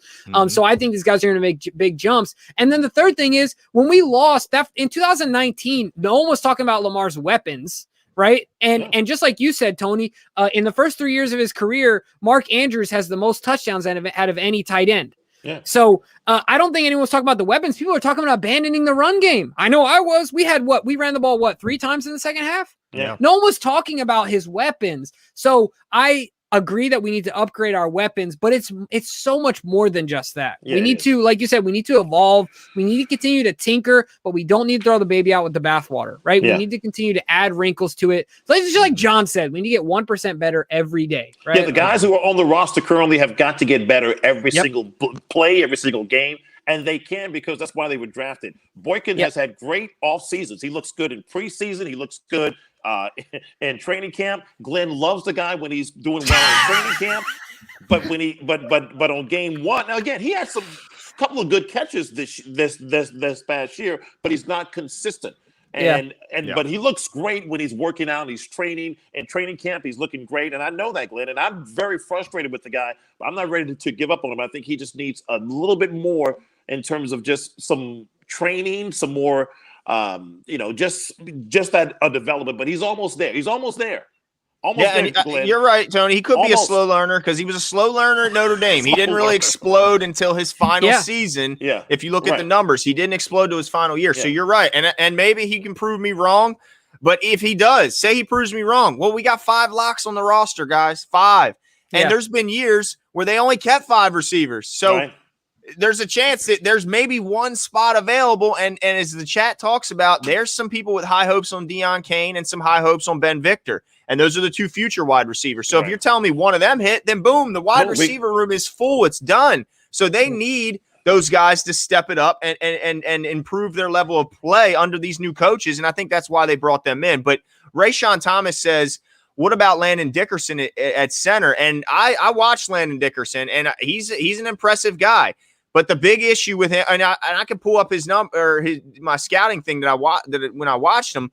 But the biggest issue with him, man, is that he's had 4 season-ending injuries at college in 5 seasons. His knees, right? I believe his knees. How can you count? I mean, look, the guy seems the other linemen were crying when he got hurt. Like he is beloved by his teammates. Like they love the guy. He's a phenomenal player. When he's on the field, there's hardly anything you can point to that you don't like. But the problem is when you get hurt 4 season-ending injuries in 5 seasons at college, I mean, that it's hard to then invest a top pick in that guy and count on him going forward. So if they can somehow get some sort of, like if their doctor's going and be like, yeah, man, he looks good. I don't know how they could do that, but without some sort of assurance, I don't know how you take a guy that high when you're this close to winning. But we'll have to wait and see what happens. Yeah, it'll be so interesting to see what comes back with his medical, because there's a lot of times when you repair the injury that it ends up being cleaner than it was before, right? But 4 of them, I mean, oh boy, it's going to be interesting, certainly. So Bill Seals is hitting us up here, so let's get to what he has to say, and I'm feeling his vibes here. The wide receiver room is so young and undeveloped that it's damn hard to say we don't have weapons. Let the chemistry build. Let the new coaches work. Absolutely. I believe more in our front office's ability to identify a problem and remedy a problem than I have doubt in the guy's ability to improve. So I don't know if that makes sense, but like to me, I see it as a scale, and I put more of my confidence and weight in the fact that we've identified a problem. We've addressed it in a unique way with not, we're not going to go out there and overpay somebody. We're going to use every ounce of what we got internally, and then let our coaches, you don't have a budget on coaching, go after some unique coaches, bring them in and really bring these kids along. Right. So I think it's definitely going to be interesting. I think it's a great point. Yeah, no, it's a fantastic point. In fact, and I'm glad that is it Bills? I guess Bilz. That's right on. He said we can call him Billy. Yeah, we can call him Billy. Yeah, Billy Silly or Billy Seals. But no, I'm not making fun, Bills. Trust me. But no, you're absolutely right, because I think now with an off season, with the coaching staff that's in place, you've got to be like, in other words, the Ravens are so sick and tired of the narrative that's been up on their head, and rightfully so, that they can't develop receivers. Now they're trying their best to do so, and I think this was a priority for EDC even last year, is to say we're going to try to build what we have. We're going to draft a Duvernay. We're going to draft a Prochet. We're going to build these guys and make them better going forward. So I love that statement, and let's wait and see. Let's see the guys that we had. We were in the division. We were 2 games away from a Super Bowl last year, folks. There's 25 other teams that couldn't say that. And the year before. And year 4. So it's just a matter of tweaking. It's a matter of tweaking. When you make the playoffs every year, it's just a matter of tweaking some things and getting better in certain areas. It's not taking the whole team and getting rid of your receivers and bringing in a whole new group. It's just tweaking and turning a bit. And that's going to get you from the divisional round to the AFC championship game, maybe, or maybe to the Super Bowl. But Lamar is the quarterback that can get us there. I know that. So it's a matter of just everybody else just falling in line. So it's interesting that he says that. Yeah, and he didn't let the coaching staff completely off the hook though. But before we get to this comment, one thing I want to say is that I've said it before. There's a symbiotic relationship between receivers and quarterbacks. In that, look, Glenn, you said this before. It is much more about Tom Brady than it's been about Julian Edelman, right? Mm-hmm. Like who were the whole list of receivers that Tom Brady's had, that Peyton Manning's had. Who was the tight end that Peyton Manning had in Denver that got a huge deal from the Jaguars? Julius Thomas. Yeah, like what was he after Peyton Manning? Garbage. So I'm just saying, I'm not, you know what I mean? So there's got to be a little bit of that too, right? Where Lamar helps bring these guys along. You know what I mean? He's got to help raise their value that way. And I think he will. We forget how young he is. Guys, Lamar Jackson's younger than Joe Burrow. He's 2 years younger than Baker Mayfield. I mean, he's already a unanimous MVP in the NFL. Yeah, and no, I agree with you. I think he already does make his guys better just by him being on the field and the threat that he presents to the defense. Right. But, and I think he'll continue to do that, don't you think? Absolutely. And Billy Seal says, can we get a true play action game in Baltimore, a screen game? Hollywood said it. Why have soldiers if you never use them? Well, I have to slightly disagree with part of your point in the true play action game, because when I look at the numbers now, unfortunately, I haven't been able to find the numbers of 2020, but in 2019, Jackson had he was one of only 4 quarterbacks in the league to have over 150 play action pass attempts. He had 163 play action pass attempts in 2019, and one of only 4 with Goff, Wentz, and Murray being the other 3. So I think they do have a play action game. Now I agree with you. I think that they could develop more of a screen game, both from their tight ends, their running backs, and their wide receivers. Yeah, Duvernay, absolutely. A guy like Duvernay. Now we would like Hollywood to be that guy, but to me, he's not physical enough with the ball, and he doesn't show enough make you miss with the ball in his hand. So, but yeah, Duvernay, get him the ball and let's see what happens, because he's a guy who makes the most out of everything.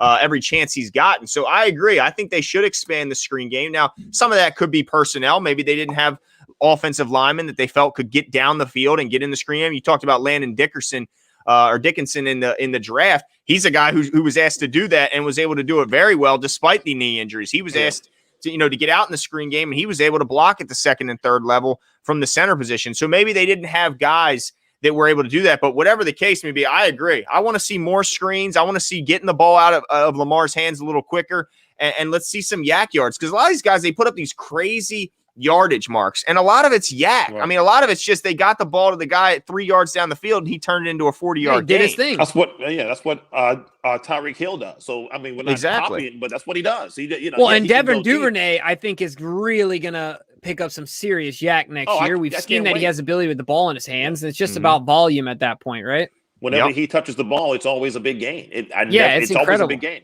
Yeah. So King of Pugo, Tony, I want to get your reaction to this one. Roman can't ruin our potential. He has till week 3. Roman can't ruin our potential.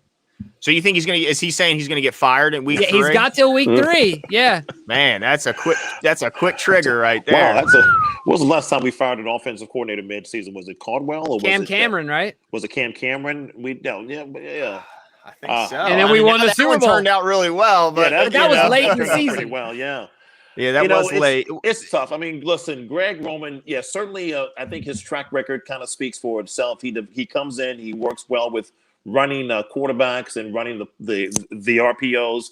And I think it only lasts for just a certain number of years. If you look at the history, whether it was Kaepernick, I get that there is a potential. That's why I think that the organization did a good job of bringing in a passing coordinator to assist Greg Roman to try to evolve this particular offense going forward. So I think I want to wait and see a full year with the passing core. Listen, Roman has a good track record. If we let him go, he's going to get picked up by somebody else. It's just going to happen that quickly. Oh, yeah.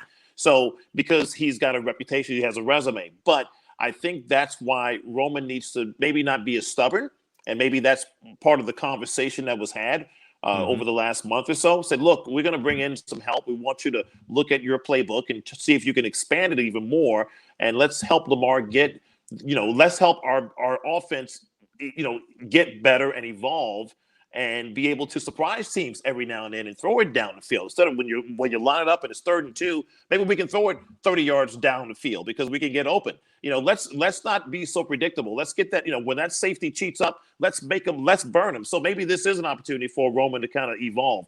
But I'm not ready to fire the guy. I know that was some of the big talk, but I think it was, I don't think that's the case. So I'd like to give him a chance with a coordinator that can certainly help him. Yeah, I tell you what, the one thing I'll say is, King, I hope that if you manage a team, that you give them a little more leeway than Greg Roman, because I tell you what, you might be turning over your team pretty Plus, you quick. don't fire a guy without a guy on staff. Like, they had Jim Caldwell on staff who's done it.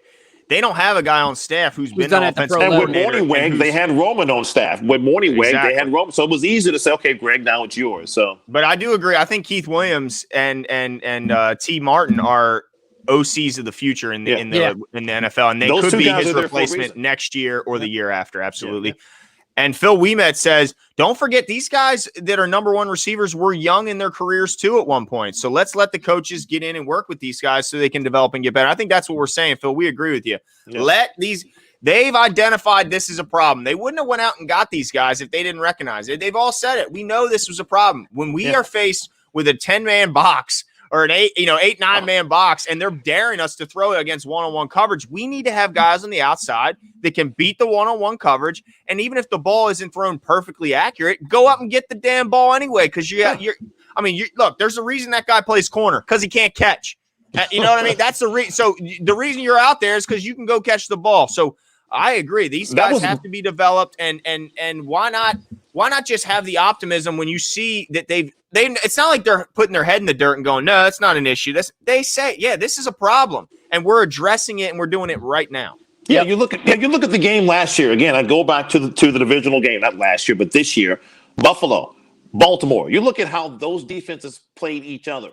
And Buffalo said, you know what we're going to do? We know you guys are not going to throw the football. We're going to bring the safeties up in 8, 9-man boxes. What did we do? In other words, we told them, you're not going to run the ball. Buffalo did not run the ball until I think the second quarter, maybe the end of the second quarter. All they did was throw because they knew they couldn't run. So that's where both teams can really kind of evolve. I'm not trying to lump Buffalo in with us, but you have to, because they're on the, they're a good team. They're on the cusp. So they're looking now to develop their run game to be better. Same thing that we have to do when the opportunity presents itself, and that's where the coaches come to play. To Phil's point, to kind of help these receivers to run better routes, to get open, to understand that you can get in the middle of the field, turn around, help Lamar, make a play for Lamar, so we can keep the chains moving. Then we'll get back to our run with Gus and J.K. and that.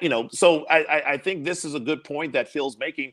Let these guys get better and develop. But the Ravens are not rebuilding. I really need to emphasize they're this close. They are Super Bowl contenders right now.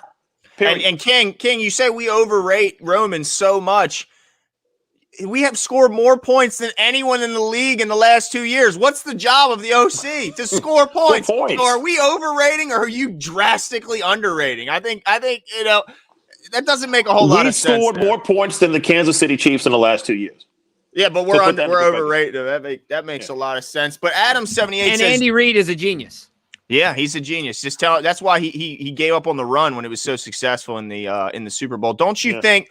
Adam78 says, don't you think part of the problem is Roman using the same offensive line formations the season, then in the playoffs, our scoring gets shut down? I mean, there's a lot of things to point to. I think if they were going to shut us, why would I love this? I mean, look, I respect everyone's opinion, obviously, but I don't understand the theory that teams let us win in the regular season only to save their good stuff for the postseason. Well, what about all the teams that didn't make the postseason that may have had they beat the Ravens in the regular season? Why didn't they use their good stuff? Like, no, the reason we've lost in the playoffs is because you only play really, really good teams in the playoffs. These teams are much better than they are in the regular. Yeah, right. I was going to say they're just really good. I mean, look, we lost to the Titans in the regular season, and we beat them in the playoffs. So what does that mean? I mean, did we save our? I mean, I don't understand. I think that we lost in the playoffs for variety of reasons, but to blame it all on Greg Roman, I just think it's just the easy way out, and I disagree.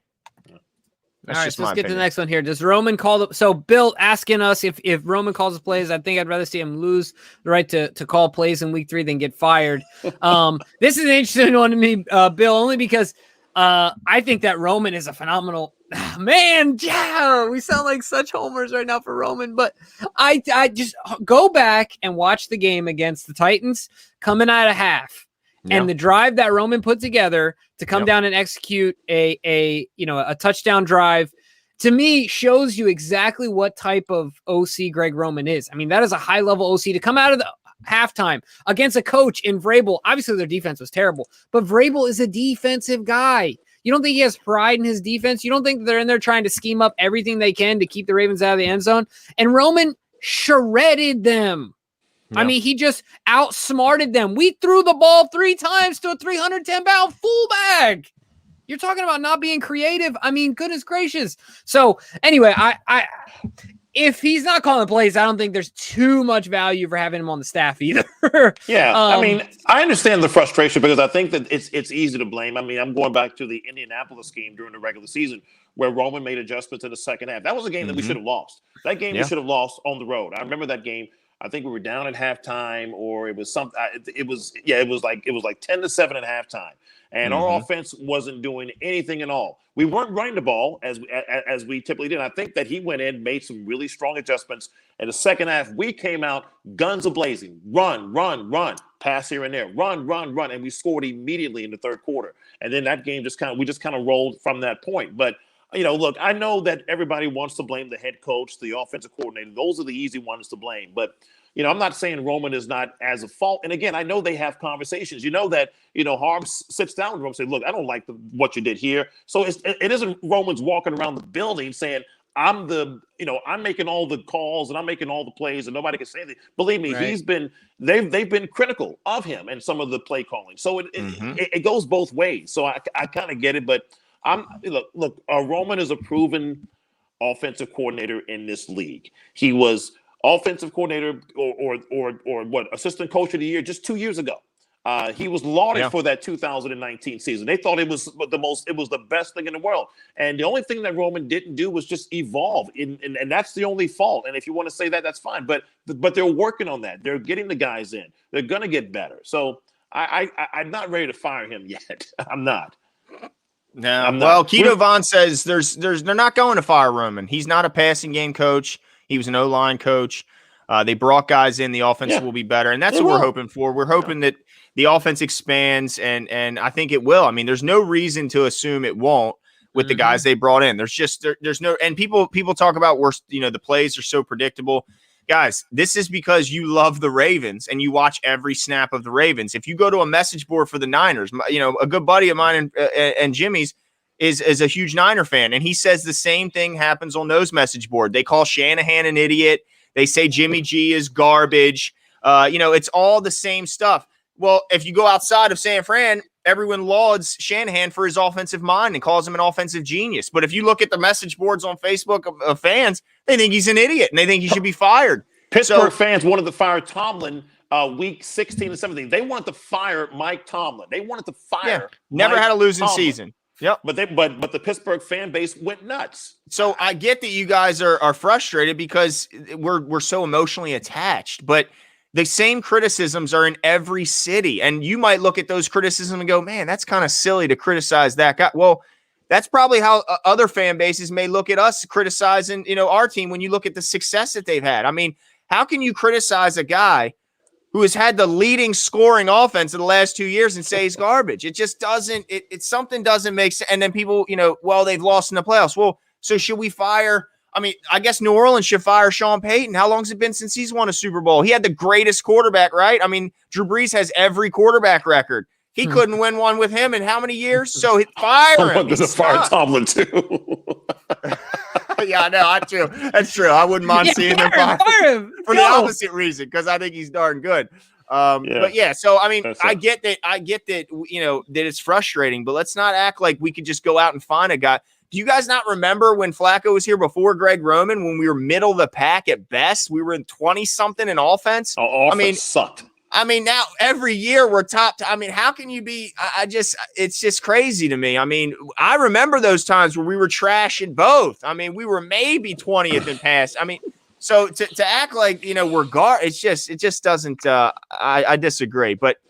Yeah, I got to calm down. I'm getting all worked up, man. Getting all fired up over here. It's funny to me because I am right now watching The Wire. I don't know if either of you guys have watched The Wire, but there's a kid in The Wire named Naaman. He's the one that's got his hair pulled back in the ponytail. He's a spoiled brat because his dad is doing time in prison, but his dad was like a lieutenant in the original crew that ran Baltimore and Barksdale. Exactly. Barksdale, yep. And so he has no work ethic. He's super spoiled. He thinks everything comes easy because he's getting taken care of because his dad's in prison, right? Sometimes I feel like we're like that as Ravens fans because we forgot what it was like to be out there hungry, putting up because we put up 30 points so easy. Our offense is so consistent that it's just incredible. But as Modius the Notice says, the problem with Roman is he's about as flexible as a piece of pine board. Actually, I think pine is soft wood, so it is particularly flexible. So you might have shot yourself in the foot with this point here. The running game is great, but we get snuffed in the playoffs. So if you would have said white maple, I get it. Man, look at you flexing here.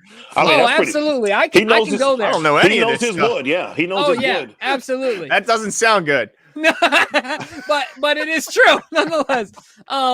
My lumber. How about that? There you go. So absolutely.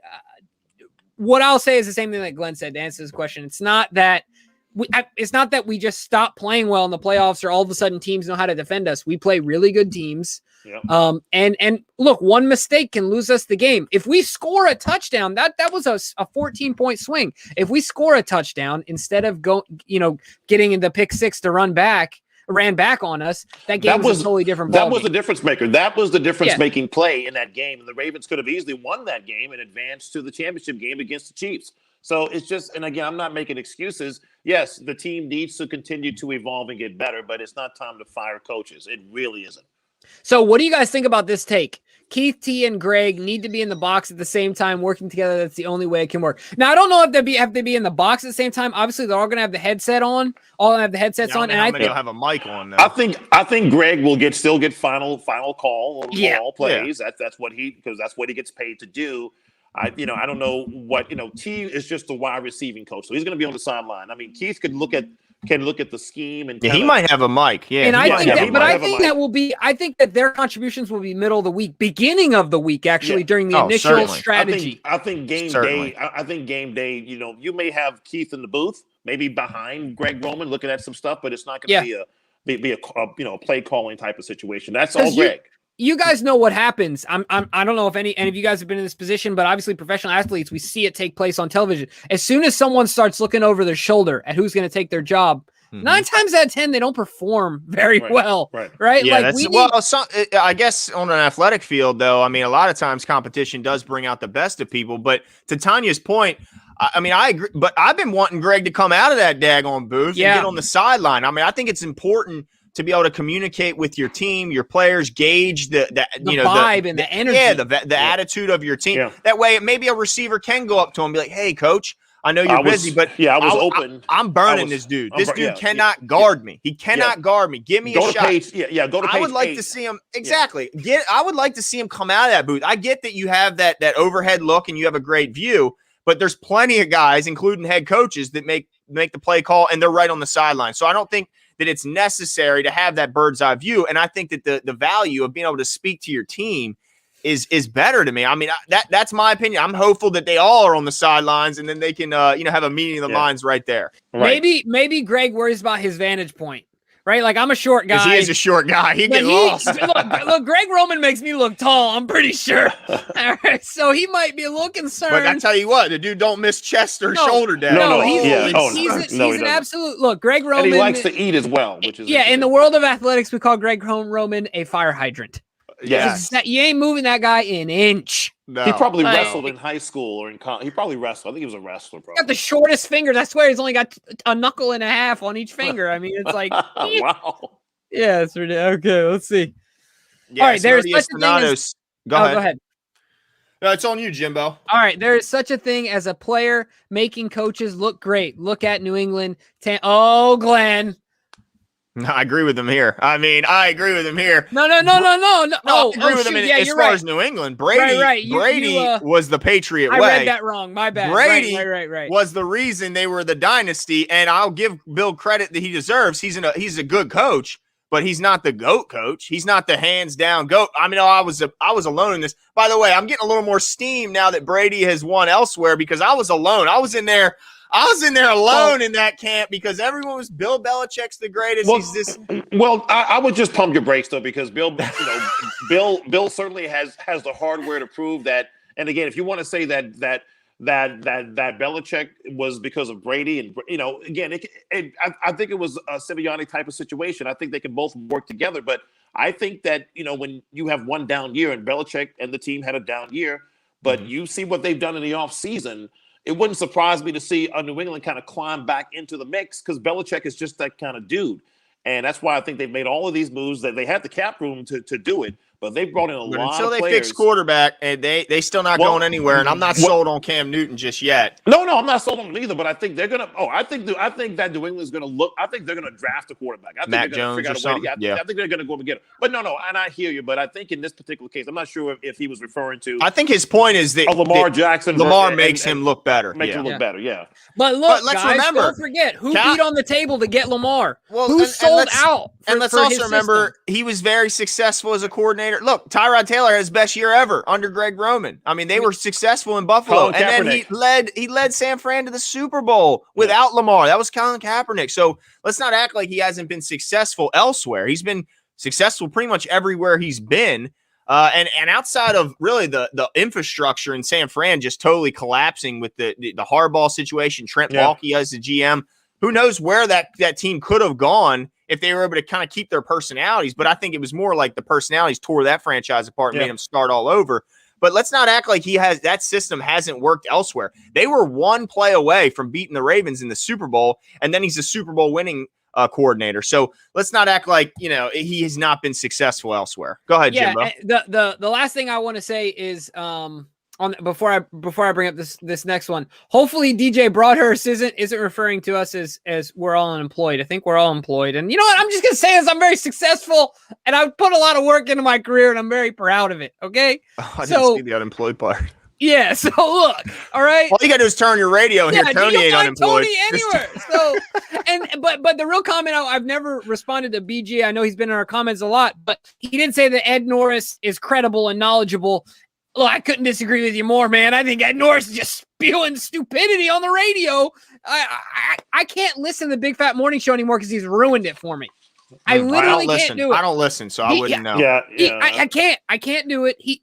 He has no idea what he's talking about. He can hardly breathe anymore. I can't even understand him when he's saying on the radio. He's like, the Ravens. I'm like, dude, just stop. I can't. Anyway, so Ed Norris, not for me. But all right, let's get to this next comment here. I don't know. I don't listen anymore. I haven't listened to 105.7 in quite some time. I'm going to I kind of previewed this question, but I do want Glenn to answer this question because Glenn will I want Glenn to answer it. Okay, let's see. Jabari Cruz Ellis says, I understand about Greg Roman, but Coach Harbaugh deserves to have major pressure put on him this season. He got out-coached in the playoff losses, and we haven't been to the AFC Championship, oh my goodness, since 2012. Well, I think I know why you teed me up for this one, because you know how I feel about Coach Harbaugh. I respect your opinion, Jabari. I disagree with you. I think Coach Harbaugh is a no doubt. He's definitely top 5, but I would put him top 3 coaches in the league. I think the accomplishments, though I just got done bashing Belichick, I think you got to put him number 1 just because of his accomplishments, and I'm not going to argue that. But other than that, you'd be fine. Andy Reid, okay. If you want to tell me Andy Reid, I'll give you that. And then maybe Tomlin. But outside of that, Sean Payton, nah. I'm not going to give you – you can't tell me there's 5 coaches in the league that are better than him. And let's just talk about what every year we compete. Every single year the Ravens compete. The culture that he has instilled. The culture is not instilled by anyone but the daggone head coach. This guy is in that building 18 hours a day. He's the one who instills the culture. He's the reason free agents like coming here, and when they leave, they go, wow, this is the best organization I've been around. He's the reason that guys come here for 2 years and retire as Ravens and don't go back to their former team they were with a decade, because it's just different here in Baltimore. the guy is a motivating genius. I mean, this guy is just. I mean, so I'm a big Harbaugh guy, so maybe this was directed at the wrong guy, but I love Coach Harbaugh. I think he's a fantastic coach, motivator, evaluator. I mean, and Jimmy, I know you like him as being able to bring in top assistants. I mean, coaches like coaching for him, players like playing for him. He treats players like men. I mean, what else can you ask for a guy just because he doesn't call plays? That's the only detraction. He doesn't call plays. Well, I think it's a good thing because he can focus on game day and decision-making responsibilities, because Sean McVay will tell you, when his first year there, he was so consumed with calling plays that he lost sight of, in the heat of the moment, of the big picture of being a head coach, making those big-time decisions, because he's on the sideline thinking about his next – he's letting Wade Phillips run the defense. He's not even paying any mind. He doesn't even know who's on his defensive roster. Right, exactly. So, no, I'm a big Coach Harbaugh guy, and I think he'll be here as long as he wants to. Yeah, I agree with you. We're going to address these last two, and then unfortunately, I got somewhere to be before 9 o'clock, ladies and gentlemen. We got to get to we got to get the skeptic goat. This is interesting. I want to address this one if that's okay. Saying the Ravens have the top run game all time is like saying you're the top jump shooting team in the NBA, but you don't shoot threes. Enjoy no rings. I wholeheartedly skeptic goat. I love your takes because I think they're really in depth, and I think you put a lot of stuff. A lot of thought into them. They're not shoot from the hip, but I wholeheartedly disagree with your statement. I think that the running game does everything for your defense, does everything for your pass game. I think that a solid run game is the heartbeat of a team.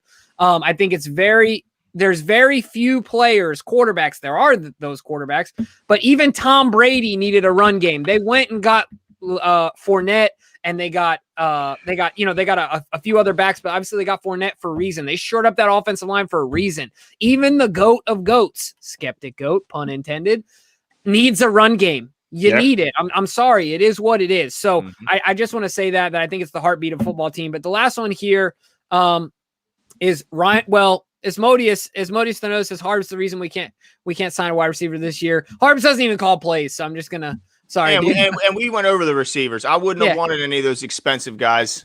So we got a new guy on, Ryan McNamara. There we go. Like Jerry McNamara, right? Back in the day from the Orangemen, the basketball player. Yeah. Playoff woes are due to defense. Defense is threatening the Ravens to beat them through the air, and the Ravens not being able to make them pay yet. That's spot on. Man, I like that, Ryan. That's exactly right. Man. Yeah, that is exactly right. Yet is the key word. I agree with you, but everyone acts like it's all the coaching. How about its personnel? How about the fact that the guy on the outside couldn't beat the guy across from him enough to have Lamar have enough confidence to throw the ball to him? I mean, if you got single coverage and you can't beat a guy at this level, I mean, look, so Greg Roman's not going to call a ball to be thrown your way if you can't show him you can beat the guy in front of him. So until those guys on the outside can show that they can do it, then we're not going to, they're not going to call plays to throw on the ball. Now, I'll say this. They were a little hamstrung in the sense that they didn't have a full off season. And as a wide receiver, that's one of the hardest positions to transition, they say, especially without an entire off season, no training camp, no preseason. So let's just see what happens this year. If they go out and they're still facing 9-man boxes and can't back them off with a proficient pass game, then you have an argument. Then you have some feet to stand on there, and maybe you have to make that decision. But until we give these young guys a little bit of a chance to develop and give this passing game a chance to expand, I'm not willing to fire everybody yet, and it doesn't look like the Ravens are either. Yeah, 100% agree. 100% agree. Well, we had a blast tonight. We had awesome participation. Loved you guys coming. Hopefully you liked us taking some time before we ramped up into Ravens stuff so that way you guys could get in and get in on the show as we were talking about the Ravens. Ryan, appreciate the love. All you guys for being in here. Yeah, I want to give a couple shout outs, Jimbo. King of Pugo, of course. Yeah, King of Pugo, always challenging us to think other ways. We always appreciate you, even though we don't always agree. Dwayne Hunter, we appreciate you being here. Brim Vrim as well. Ryan McNamara, we appreciate it seems like, I think it's a newcomer, Skeptic Goat. Asmodeus Thanatos, usually taking care of our McChicken needs. Terrence Hall, always in here. Nana Rave, of course, coming in and becoming a new patron. We appreciate you. Let's see. Mick Diamond, I think, was very active tonight. Not a fan of Harbaugh, but that's okay. BG also big time in the chat. We appreciate you. If I'm missing any names, I do apologize. Marcus Barnes. Did you say Jabari Cruz? Jabari, yeah, we appreciate you, Jabari. I missed him. Yeah, but if I'm missing, Billy, he made it this time. Yeah. He made it. And his impact was known. Oh yeah, he made his presence felt. There's no doubt about it. But most importantly, Tony, we appreciate you coming on with us and spending some time. We always enjoy it. Why don't you let everybody know where they can find you normally? Yeah, you can follow me on Twitter at DMV Traffic Guy, and also you can hear me on the radio in the mornings in terms of doing news, traffic, and weather for local stations here, 92Q if you listen to Urban Radio, Magic 95.9, and also down in DC on WHUR. He said that's smooth. 95. Oh man, that was smooth. So, but no, this is a very good platform for very talented duo here of James and Glenn. So if you're listening to these guys on a regular basis, man, I'm telling you, they give some good insight. And these guys are not homers. They tell it like it is. They love their Ravens. They love their fan base, and they love the people that support the Ravens. But they also are critical. Just like I am. We all are critical of where we are as a team sometimes. But we're a lucky fan base because we have a really good organization that has an opportunity to really do well going forward. So I appreciate what these two guys do, and and keep following these guys. They're great. I appreciate it. And be more Ravens, Gunny. Yes, silent observers do need a shout out too. So all you guys who didn't comment, thank you for spending your night with us. Phil. I appreciate it. Yeah, I figured you'd like to see that, Tony. Yes, nice. I appreciate that, Phil. Thank you. Yeah, Phil's a nice guy. And yeah, thanks to all of you guys making us a part of your night. This is the best part of doing this is knowing that we're a part of your guys' night. We appreciate your Tuesday, support. I get super stoked. I'm like, all right, it's ready for another live. I called Glenn last night, guys, and was like, look, it's been a while since we've been on the mic. I got a lot to talk about. I got a lot to get off my chest. So absolutely, we appreciate it. We love it. Thank you, guys. Oh, and Tanya Bowman. I almost forgot you. We appreciate you Tanya, as well. And J-Dub. Yeah, we like you too. We appreciate you. But yeah, talk to you guys later. See ya.